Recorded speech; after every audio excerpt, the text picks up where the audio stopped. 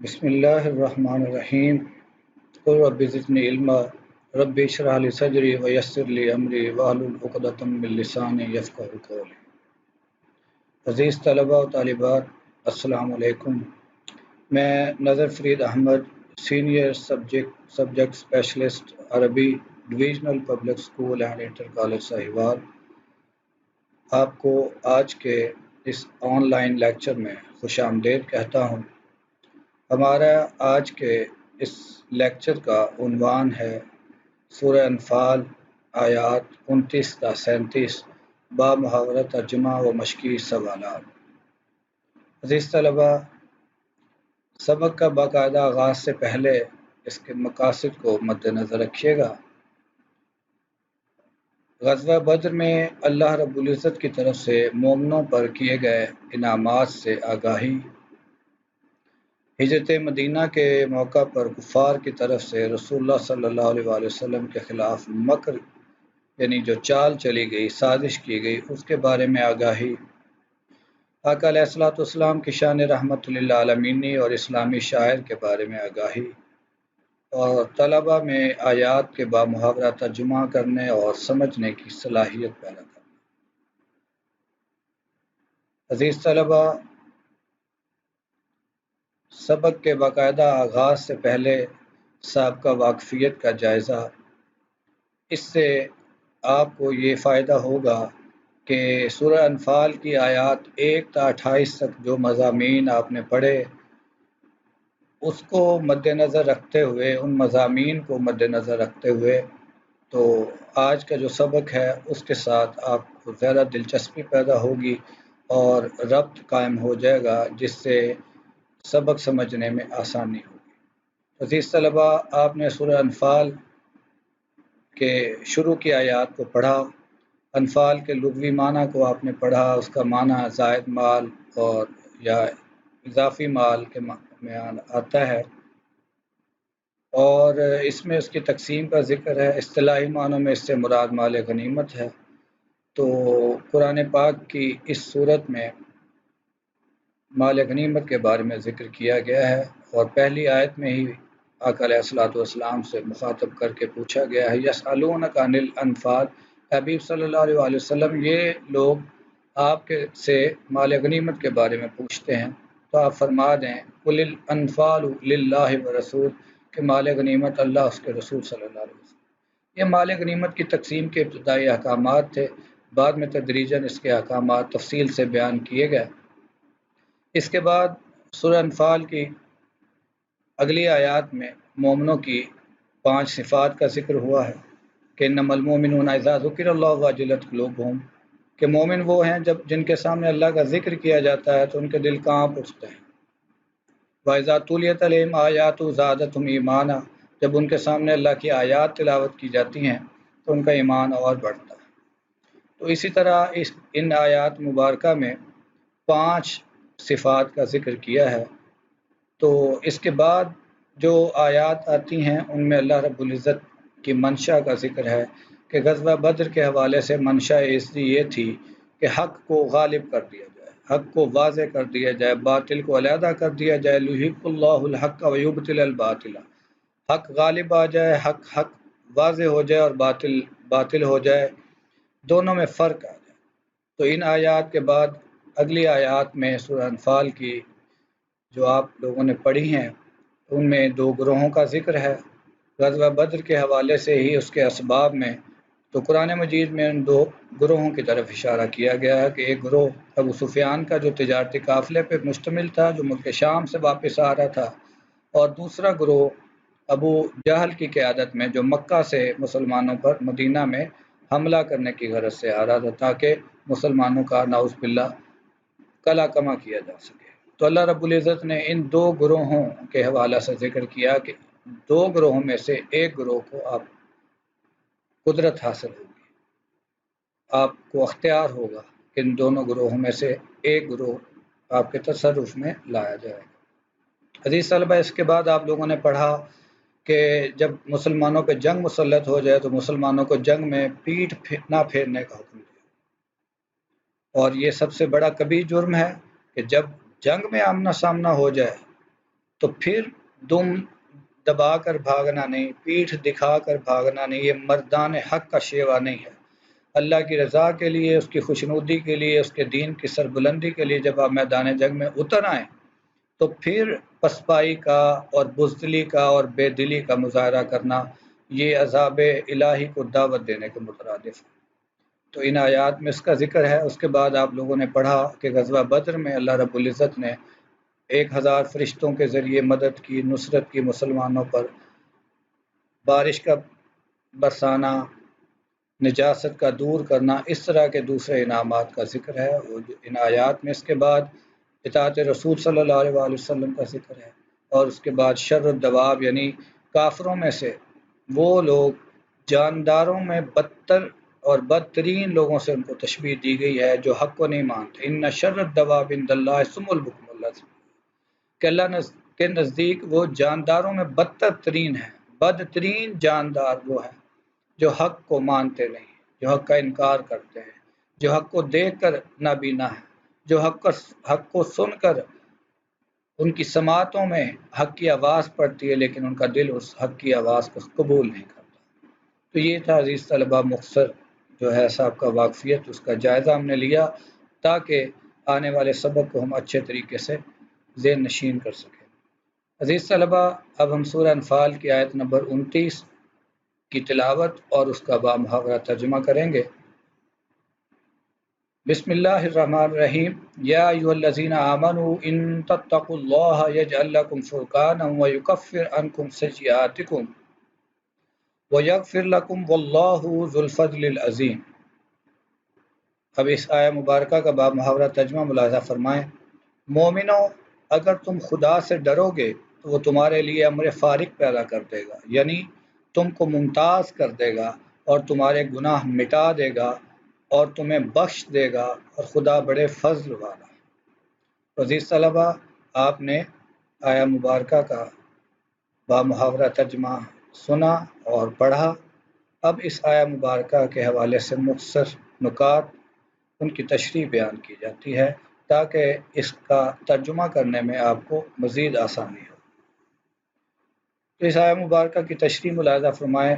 اللہ رب العزت نے اس آیہ مبارکہ میں تقوی کے انعامات بیان کیے گئے ہیں کہ ان تتقوا اللہ یجعل لکم فرقان، اگر تم تقوی اختیار کرو گے یعنی خدا سے ڈرو گے تو انعام کے طور پر اللہ کیا کرے گا، یعنی تم کو ممتاز کر دے گا۔ یجعل لکم فرقان، وہ امر فارق پیدا کر دے گا۔ فرقان سے مراد عزیز طلبہ، مراد یہ ہے کہ علم و ہدایت ہے، ایسا علم و ہدایت جس کے ذریعے سے انسان ہدایت اور گمراہی، حق اور باطل، حلال اور حرام، خوشبختی اور بدبختی اور لوگوں کے درمیان امتیاز کرتا ہے، امتیاز جس سے حق و باطل کا فیصلہ ہو جائے گا، دنیا میں غلبہ اور آخرت میں دائمی نعمت ہے، دشمنوں کو ذلیل اور ہلاک کر دے گا اور تمہارے دلوں کو ایسی ہدایت کر دے گا کہ اس کی وجہ سے تم بآسانی حق و باطل میں فرق کر لو گے۔ اللہ تعالیٰ صاحب تقوی مومن کو فرقان کی نعمت عطا کرتا ہے، یعنی اس کو حق اور باطل میں تمیز کرنے کی سعادت حاصل ہو جاتی ہے۔ اللہ رب العزت کا سب سے بڑا انعام ہے، متقین کو یہ جو انعام عطا کیا جاتا ہے۔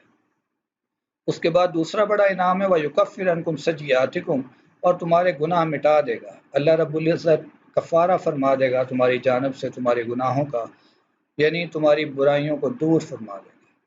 کہ مومن ہے، وہ متقی ہے، تو اس کا پہلا انعام اس کو حق اور باطل میں تمیز، اور دوسرا جو انعام ہے وہ اس کے گناہوں سے دوری ہے، اس کے دل میں گناہ کے بارے میں نفرت پیدا ہو، تو یہ بڑا انعام ہے۔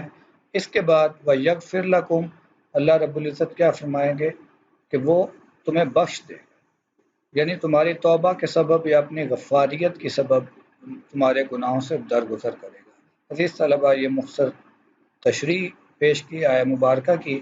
اب اگلی آیہ مبارکہ آیت نمبر 30 اور اس کا ترجمہ ملاحظہ فرمائیں۔ وَإِذْ يَمْكُرُ بِكَ الَّذِينَ كَفَرُوا لِيُثْبِتُوكَ أَوْ يَقْتُلُوكَ أَوْ يُخْرِجُوكَ وَيَمْكُرُونَ وَيَمْكُرُ اللَّهُ وَاللَّهُ خَيْرُ الْمَاكِرِينَ۔ اے محمد صلی اللہ علیہ وسلم، اس وقت کو یاد کرو جب کافر لوگ تمہارے بارے میں چال چل رہے تھے کہ تم کو قید کر دیں یا جان سے مار ڈالیں یا وطن سے نکال دیں، تو ادھر تو وہ چال چل رہے تھے اور ادھر خدا چال چل رہا تھا اور خدا سب سے بہتر چال چلنے والا ہے۔ عزیز طلبہ، آپ نے اس آیہ مبارکہ اور اس کے ماورا ترجمہ کو دیکھا، پڑھا اور سمجھا۔ اس کے بعد مزید اس کی تفہیم کے لیے ہم آیہ مبارکہ کی مختصر نکات کو ڈسکس کرتے ہیں۔ کفار کی سازش کو اللہ رب العزت نے اس آیہ مبارکہ میں بے نقاب کیا ہے۔ یمکر بک الذین کفروا، وہ کفار آپ کے بارے میں چالیں چل رہے تھے، تدبیریں کر رہے تھے، سازشیں کر رہے تھے۔ تو مشرکین مکہ نے دار الندوہ میں مشورہ کیا کہ رسول اللہ صلی اللہ علیہ وسلم کے ساتھ کیا سلوک کیا جائے۔ عزیز طلبہ، دار الندوہ سے مراد وہ ایسا گھر تھا مشاورت کا جہاں پہ قریش کے معززین بیٹھا کرتے تھے اور وہ مل بیٹھ کے قریش پہ وہ فیصلے کیا کرتے تھے۔ تو ان فیصلوں کے حوالے سے سب سے بڑا جو مقام تھا، وہاں پہ مسلمانوں کے خلاف یہ تمام رؤسائے قریش وہ اکٹھے ہوئے اور انہوں نے آقا علیہ الصلوۃ والسلام کے بارے میں مختلف تجاویز اور سازشوں کی اور تجاویز دیں۔ ان تجاویز کو اللہ تعالیٰ نے تشت اسبام کر دیا اور آقا علیہ الصلوۃ والسلام کو اپنی خاص تدبیر کے ذریعے ان کی سازشوں سے بچا لیا۔ وہ تجاویز کیا تھیں، وہ سازشیں اور چالیں کیا تھیں، آئیے ہم اس کا ذکر کرتے ہیں۔ پہلی تجویز انہوں نے دی کہ لیثبتوا کا کہ آقا علیہ الصلوۃ والسلام کو بیڑیاں پہنا کر محبوس کر دیا جائے، یعنی قید کر دیا جائے۔ نعوذ باللہ، ایک تجویز یہ بھی تھی کہ آپ کو قید کر کے ایک چمڑے میں ایک جانور کی، بڑے جانور کی کھال میں آپ کو لپیٹ دیا جائے اور باندھ دیا جائے اور صرف اتنی جگہ رکھی جائے جہاں سے سانس یا تھوڑی سی خوراک دی جائے۔ اس تجویز کو بھی انہوں نے زیر غور رکھا۔ اس کے بعد دوسری تجویز ان کی تھی او یقتلوا کا، جس کو قرآن پاک نے واضح فرمایا کہ نعوذ باللہ وہ آپ کو شہید کر دیں۔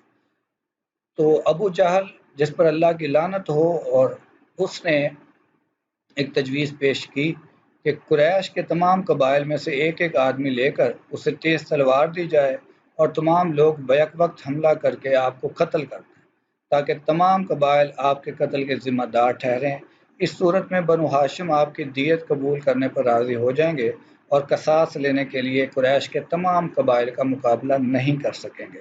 تو یہ ایک بڑی گھناؤنی سازش تھی کہ اگر کوئی ایک قبیلہ حملہ کرتا ہے تو بنو ہاشم اس کا قصاص لیں گے، تو اگر تمام قبائل جو ہیں قریش کے، وہ یکبارگی ان کا ایک ایک نمائندہ شامل ہوتا ہے اور آقا علیہ السلام کے گھر کو گھیر کر اور آقا علیہ السلام کو نعوذ باللہ شہید کرنے کی، قتل کرنے کی سازش کرتا ہے، تو پھر قریش اس پوزیشن میں نہیں ہوں گے کہ وہ سب اسے بدلہ لے سکیں۔ تو یہ اس سازش پر، اس تجویز پر، ابو جہل کی تجویز پر اتفاق کیا گیا اور ہر قبیلے سے ایک ایک آدمی چنا گیا، جوان، جو ننگی تلوار لے کر انہوں نے آقا علیہ السلام کے گھر کا محاصرہ کر لیا۔ تیسری تجویز یہ تھی او یخرجوا کا، یا آپ کو مکہ سے باہر نکال کر ملک بدر کر دیا جائے۔ یہ تجویز بھی زیر اثر تھی اور زیر غور کیا تھی، اس پر غور کیا گیا اور دیکھا گیا تو اس پہ بھی انہوں نے تجویز دی کہ اگر ان کو چھوڑ دیا جاتا ہے تو ہو سکتا ہے یہ کسی دوسرے علاقے میں جا کے اعلانیہ تبلیغ کریں اور آزاد ہو جائیں اور افرادی قوت بنا لیں اور پھر ہم ان کا مقابلہ کرنا مشکل ہو جائے گا۔ لہٰذا ابو جہل کی اس تجویز پہ اتفاق ہوا کہ نعوذ باللہ علیہ السلام کو مل کر شہید کر دیا جائے۔ تو اس عمل کو پایا تکمیل، اس کبھی عمل کو پایا تکمیل تک پہنچانے کے لیے انہوں نے آقا علیہ السلام کے گھر کا محاصرہ کیا اور ادھر سے اللہ رب العزت نے اپنے پیارے حبیب حضرت محمد مصطفیٰ صلی اللہ علیہ وسلم کو کفار کی اس سازش اور اس چال کے بارے میں آگاہ فرمایا۔ آقا علیہ الصلوۃ والسلام نے حضرت علی کرم اللہ وجہہ کو بلایا اور ان سے فرمایا کہ کفار کے کچھ لوگوں کی امانتیں میرے پاس موجود ہیں، آپ میرے بستر پر لیٹ جائیں، صبح جب ہوگی تو آپ وہ امانتیں ان کو لوٹا کر تو آپ بھی مدینہ شریف ہجرت کر لیں۔ تو حضرت علی کرم اللہ وجہہ بلا خوف و خطر آقا علیہ الصلوۃ والسلام کے بستر پر لیٹ گئے، جو کہ صریحاً ایک موت کا بستر بننے جا رہا تھا ان لوگوں کے لیے، کفار کے بقول کے انہوں نے صریحاً آقا علیہ الصلوۃ والسلام کو گھیر رکھا تھا۔ تو اس تدبیر کے مقابلے میں اللہ رب العزت نے اپنی تدبیر کی، ان کی سازش چال کے مقابلے میں اللہ نے اپنی تدبیر اختیار کی۔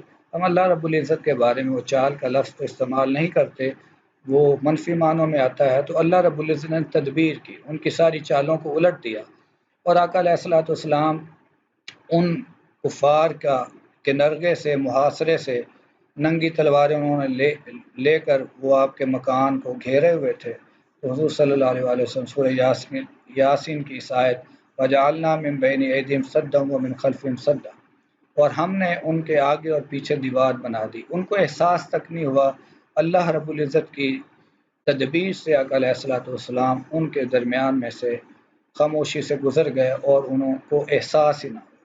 صبح جب ہوئی اور انہوں نے انتظار میں تھے کہ آقا علیہ السلام اٹھیں اور نماز کے لیے گھر سے نکلیں، تو انہوں نے جب دیکھا تو چادر اڑے حضرت علی کرم اللہ وجہ موجود تھے حضور کے بستر پر، تو انہوں نے کہا تو حضور تو موجود نہیں ہے، تو ہمارا تو علی سے مقابلہ نہیں ہے، لڑائی نہیں ہے، تو ناکام و نامراد ہوئے۔ تو اس آیا مبارکہ میں اللہ رب العزت نے کفار کی سازش کا بھی ذکر کیا اور اپنی تدبیر سے اپنے پیارے حبیب صلی اللہ علیہ وسلم کو بچا کر لے جانے کا بھی ذکر کیا۔ عزیز طلبہ، سورہ انفال کی آیت نمبر 31 اور اس کا ترجمہ ملاحظہ فرمائیں۔ وَإِذَا تُتْلَىٰ عَلَيْهِمْ آيَاتُنَا قَالُوا قَدْ سَمِعْنَا لَوْ نَشَاءُ لَقُلْنَا مِثْلَ هَٰذَا إِنْ هَٰذَا إِلَّا أَسَاطِيرُ الْأَوَّلِينَ، اور جب ان کو ہماری آیتیں پڑھ کے سنائی جاتی ہیں تو کہتے ہیں یہ کلام ہم نے سن لیا ہے، اگر ہم چاہیں تو اسی طرح کا کلام ہم بھی کہہ دیں، اور یہ ہے ہی کیا، صرف اگلے لوگوں کی حکایتیں ہیں۔ تو عزیز طلبہ، اس آیہ مبارکہ کی مختصر نکات کی تشریح ملاحظہ فرمائیں۔ تتلیٰ علیہم آیاتنا قالوا قد سمعنا، جب ان کو ہماری آیتیں پڑھ کے سنائی جاتی ہیں تو کہتے ہیں ہم نے یہ کلام سن لیا ہے۔ عزیز طلبہ، جب حضور صلی اللہ علیہ وسلم پہلی امتوں کی عبرت آموز حالات بیان کرتے تو قریش مکہ میں سے ایک سردار نضر بن حارث، مکہ کا ایک متمول تاجر، کہانیوں کی مشہور کتاب کلیلہ و دمنہ اور کیسر و کسریٰ کے قصوں کی دوسری کتابیں پڑھا ہوا تھا، تو وہ بڑے غرور سے کہتا کہ ایسی باتیں اور حکایتیں تو میں بھی سنا سکتا ہوں۔ لو نشاء لقلنا مثل هذا ان هذا الا اساطیر الاولین، یعنی وہ انتہائی ڈٹائی سے دعویٰ کرتے کہ اگر ہم چاہیں تو ایسی کتاب بنا سکتے ہیں، یعنی یہ لوگ قرآن کی عظمت حقیقی سے آگاہ نہ ہو سکے، قرآن کو جب سنتے تو کہتے قصے کہانیاں، ہم بھی اس طرح کے قصے بیان کر سکتے ہیں، مگر یہ توفیق نصیب نہ ہوئی کہ قبول کریں یا قرآن کے مقاصد اصلیہ تک ان کی رسائی ہو۔ یہ ان کی جہالت، ان کے بغض، ان کے حسد، ان کے کبر نے ان کو ہدایت سے محروم رکھا۔ عزیز طلبہ، آیہ نمبر 32 اور اس کا ترجمہ ملاحظہ فرمائیں۔ وَإِذْ قَالُوا اللَّهُمَّ إِنْ كَانَ هَٰذَا هُوَ الْحَقَّ مِنْ عِندِكَ فَأَمْطِرْ عَلَيْنَا حِجَارَةً مِّنَ السَّمَاءِ أَوِ ائْتِنَا بِعَذَابٍ أَلِيمٍ، اور جب انہوں نے کہا کہ اے خدا، اگر یہ قرآن تیری طرف سے برحق ہے تو ہم پر آسمان سے پتھر برسا یا کوئی اور تکلیف دینے والا عذاب بھیج۔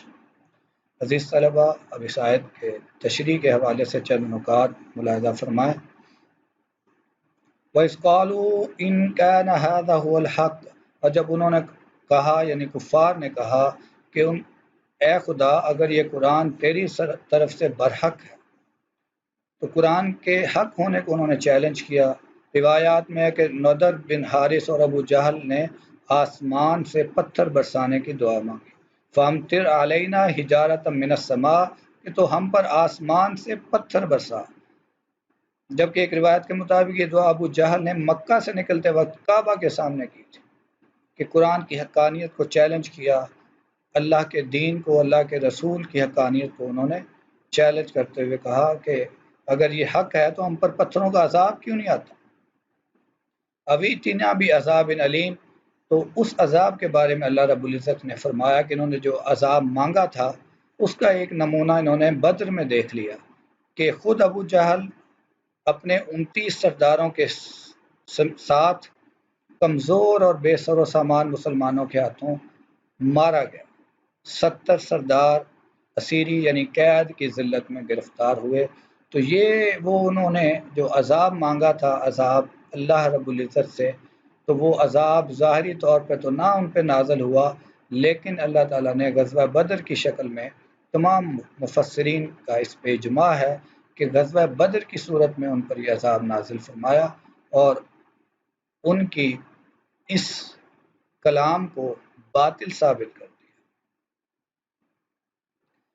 عزیز طلبہ، آیت نمبر 33 ترجمہ اور اس کی تلاوت ملاحظہ فرمائیں۔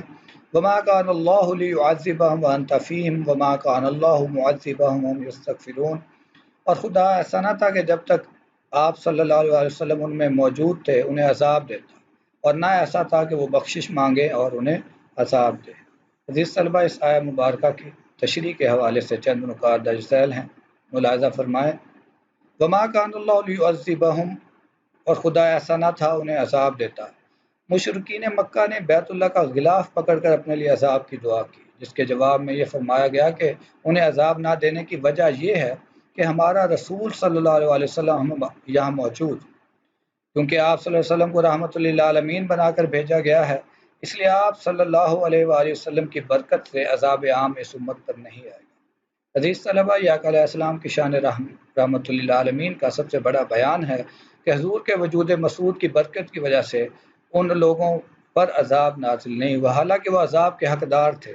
وہ اپنی زبانوں سے عذاب کو پکار رہے تھے اور اللہ کے عذاب کو چیلنج کر رہے تھے، لیکن آقا علیہ السلام کو اللہ رب العزت نے رحمت للعالمین بنایا ہے، تو آپ کی اس شان رحمت کے صدقے ان پر عذاب نازل نہیں ہوا۔ اور دوسری وجہ، حضرت ابو موسیٰ اشعری سے روایت کیا ہے امام ترمذی نے کہ رسول اللہ صلی اللہ علیہ وآلہ وسلم نے فرمایا کہ اللہ تعالیٰ نے میری امت کے لیے مجھ پر 2 امان نازل کیے۔ ایک، جب تک آپ ان کے درمیان ہوں گے اللہ انہیں عذاب نہیں دے گا، اور جب تک وہ اللہ سے مغفرت طلب کرتے رہیں گے اللہ انہیں عذاب نہیں دے گا۔ اور دوسری، جب دنیا میں سے میں رخصت ہو جاؤں گا تو ان کے لیے دوسرا ذریعہ امان استغفار قیامت تک باقی رہے گا۔ تو عزیز طلبہ، یہ آقا علیہ السلام کے وجود مسعود اور ان لوگوں کے استغفار کی وجہ سے یہ عذاب نازل نہیں ہوا کہ وما کان اللہ معذبہم یستغفرون، کہ اللہ تعالیٰ ان کو عذاب نہیں دے گا، کیونکہ مسلمان مکہ میں بہت سارے استغفار کرتے رہتے ہیں اور ان کے استغفار کی برکت کی وجہ سے یہ عذاب رکا ہوا۔ آیت نمبر 34 اور اس کا با محاورہ ترجمہ ملاحظہ فرمائیں۔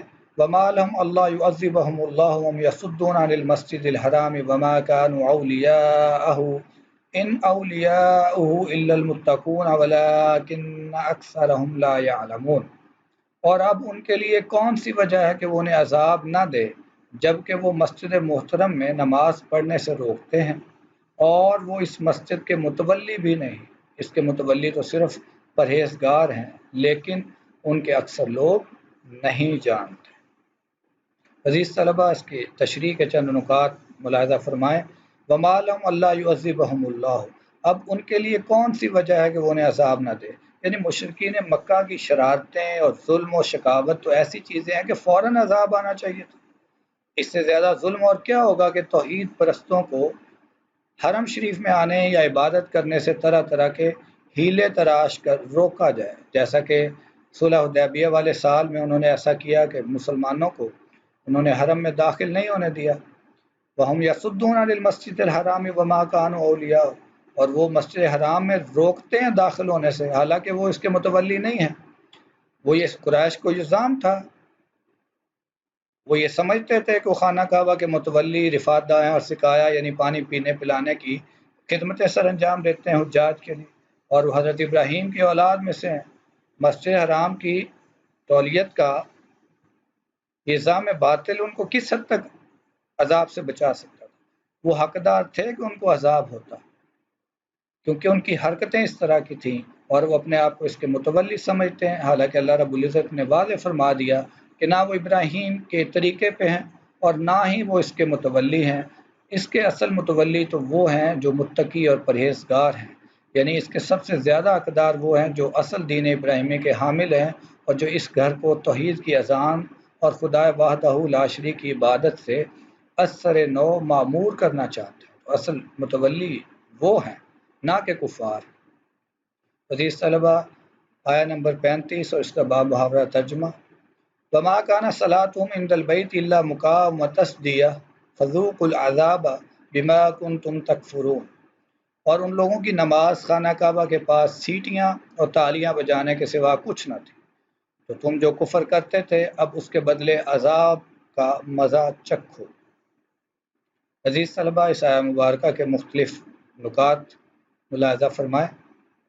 وما کان صلاتهم عند البیت، اور ان لوگوں کی نماز خانہ کعبہ کے پاس کیا تھی؟ حضرت ابن عباس رضی اللہ عنہ فرماتے ہیں کہ کفار طواف کعبہ بالکل ننگے ہو کر کیا کرتے، سیٹیاں اور تالیاں بجانا ان کی نماز تھی، جس میں بے معنی شور و شغب اور لا یعنی لہو و لعب کے سوا کچھ نہ تھا۔ نہ تو ان میں ذکر الہی تھا، نہ ان کو عجز و نیاز جو روح عبادت ہے اس سے کوئی واسطہ تھا۔ تو یہ سراسر اللہ کے گھر کی بے حرمتی تھی، اور وہ نام لیتے تھے کہ ہم نماز پڑھتے ہیں، حالانکہ یہ صریحاً گستاخی تھی۔ اس کو آگے قرآن مجید میں ذکر کیا کہ اس کی حالت کیسی تھی، الا مقام و تصدیہ۔ امام بغوی نے مجاہد کا بیان لکھا ہے کہ قبیلہ عبد الدار کے کچھ لوگ رسول اللہ صلی اللہ علیہ وسلم کے طواف کرتے وقت سامنے آ جاتے، تنگ کرتے، مذاق بناتے اور اپنے منہ میں انگلیاں ڈال کر سیٹیاں بجاتے تھے۔ اس روایت کی روشنی میں مکان کا معنی ہوگا بانچھوں کے اندر انگلیاں داخل کرنا اور سیٹی جیسی آواز نکالنا، اور تصدیہ کا معنی ہوگا تالیاں بجاتے، تنگ کرتے، شور و غوغا کرتے اور مسلمانوں کو بالخصوص آقا علیہ الصلوۃ والسلام کو حرم پاک میں داخل ہونے سے روکتے۔ تو اس کے جواب میں اللہ رب العزت نے فرمایا فذوقوا العذاب بما کنتم تکفرون، اب اس عذاب کا ذائقہ چکھو۔ عذاب یہاں پہ معنی مراد لیا گیا ہے، مراد کہ غزوہ بدر میں جو ان کو ایک عبرتناک شکست ہوئی وہ ان کے لیے عذاب ثابت ہوا، کیونکہ آقا علیہ السلام کے وجود، ظاہری وجود مسعود کی برکت کی وجہ سے ان کو عذاب نہیں ہوگا۔ تو اللہ رب العزت نے ان کی ان گستاخیوں کا جواب غزوہ بدر میں ان کی ذلت آمیز شکست کی صورت میں لیا کہ بدر کے کافروں اب عذاب چکھو۔ اللہ تعالیٰ نے ان کو قتل ہونا اور قید ہونے کے ذریعے عذاب دیا۔ عزیز طلبہ، سورہ انفال آیت نمبر 26 اور اس کا ترجمہ۔ ان الذين كفروا ينفقون اموالهم ليصدوا عن سبيل الله فسينفقونها ثم تكون عليهم حسرة ثم يغلبون والذين كفروا الى جهنم يحشرون۔ اور جو لوگ کافر ہیں اپنا مال خرچ کرتے ہیں کہ لوگوں کو خدا کے راستے سے روکیں، سو ابھی اور خرچ کریں گے، مگر آخر وہ خرچ کرنا ان کے لیے موجب افسوس ہوگا اور وہ مغلوب ہو جائیں گے اور کافر لوگ دوزخ کی طرف پھانکے جائیں۔ عزیز طلبہ، اس آیہ مبارکہ کی تشریح ملاحظہ فرمائیں۔ وَإِنَّ الَّذِينَ كَفَرُوا يُنْفِقُونَ أَمْوَالَهُمْ لِيَصُدُّوا عَنْ سَبِيلِ اللَّهِ، جو لوگ کافر ہیں اپنا مال خرچ کرتے ہیں کہ لوگوں کو خدا کے راستے سے روکیں۔ عزیز طلبہ، بدر میں 12 سرداروں نے ایک ایک دن اپنے ذمہ لیا تھا کہ ہر روز ایک سردار کی طرف سے 10 اونٹ ذبح کیا جاتے۔ 10 اونٹ ذبح کرنے کے بعد پھر جب شکست ہو گئی تو ہزیمت خوردہ مجمع نے مکہ پہنچ کر ابو سفیان وغیرہ سے کہا کہ جو مال تجارتی قافلہ لایا ہے وہ سب آپ سے انتقام لینے میں خرچ کیا جائے، یعنی جو تجارتی قافلے کا منافع ہوا ہے وہ رسول اللہ صلی اللہ علیہ وسلم سے انتقام میں خرچ ہوگا۔ چنانچہ سب اسی پہ راضی ہو گئے۔ اسی طرح کے خرچ کرنے کا یہاں ذکر ہے۔ یہ آیت ابو سفیان کے بارے میں نازل ہوئی، اس نے معرکہ احد کے لیے عرب میں سے جو لشکر اکٹھا کیا تھا، اس کے علاوہ 2000 احابیش کو اجرت پر جنگ کے لیے تیار کیا کہ وہ آپ کے ساتھ قتال کریں، اور ان پر 40 اوقیہ سونا خرچ کیا تھا۔ اس وقت ایک اوقیہ سونا 42 مسکال سونے کے برابر تھا۔ آگے اللہ رب العزت فرماتے ہیں فَسَيُنْفِقُونَ ثُمَّ تَكُونُ عَلَيْهِمْ حَسْرَةً ثُمَّ يُغْلَبُونَ، لیکن ان کا یہ سب مال ضائع ہو کر انہی کے لیے دنیا میں باعث ندامت اور حسرت ہو جائے گا، کیونکہ مال بھی جائے گا اور مقصد بھی حاصل نہ۔ تو یہ کفار کے تمام تر مال اور اسباب اور سازشیں ان کے کسی کام نہ آئیں۔ ان کا سونا خرچ کرنا، ان کے اونٹ ذبح کر کے دعوتیں کھلانا، لوگوں کو اکٹھے کرنا، اسلام کے راہ میں روکنے کے لیے مال خرچ کرنا، کسی کام نہ آیا اور بالآخر اللہ رب العزت نے حق کو غالب کر دیا۔ عزیز طلبہ، آیا نمبر 37 اور اس کا ترجمہ ملاحظہ فرمائیں۔ لیمیز اللہ الخبیث من الطیب ویجعل الخبیث بعدہ علی بعد فیرکمہ جمیعا فیجعلہ فی جہنم اولئک هم الخاسرون، تاکہ خدا ناپاک کو پاک سے الگ کر دے اور ناپاک کو ایک دوسرے پر رکھ کر ایک ڈھیر بنا دے، پھر اس کو دوزخ میں ڈال دے، یہی لوگ خسارہ پانے والے ہیں۔ عزیز طلبہ، اس آیت کی وضاحت ملاحظہ فرمائیں۔ لیمیز اللہ الخبیث من الطیب، تاکہ خدا ناپاک کو پاک سے الگ کر دے۔ عزیز طلبہ، قیامت کے روز ناپاک اور پاک بالکل الگ الگ ہو جائیں گے۔ کافر اور مومن کے درمیان خلط ملط باقی نہیں رہے گا۔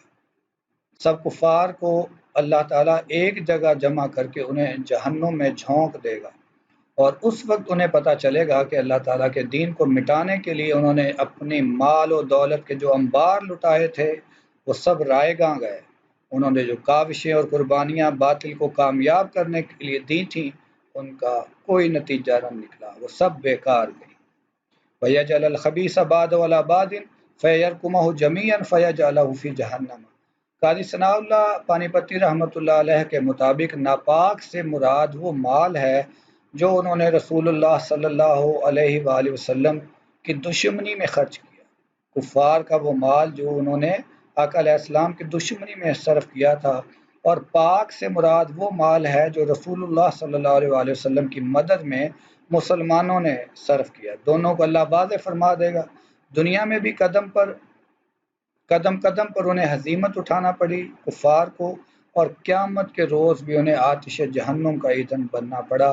ان کا وہ مال حق کو روکنے کی خاطر جو انہوں نے استعمال کیا وہ ان کے کسی کام نہیں آئے گا۔ تو عزیز طلبہ، یہ آپ نے ملاحظہ فرمایا آیات 29 تا 37 کا ترجمہ با محاورہ۔ اب ان آیات سے متعلقہ مشکل الفاظ اور ان کے معنی ملاحظہ فرمائیں۔ لیثبتوا، قید کر دیں، جیسا کہ ہم نے پچھلی آیات میں پڑھا کہ کفار کے مکر میں سے ایک مکر یہ تھا، سازش یہ تھی کہ آقا علیہ السلام کو نعوذ باللہ قید کر دیں۔ اساطیر الاولین، اگلے لوگوں کی حکایتیں، یعنی کفار مشرکین یہ کہتے تھے قرآن مجید میں جب قصص بیان کیے جاتے تو کہتے یہ اگلے لوگوں کی حکایتیں۔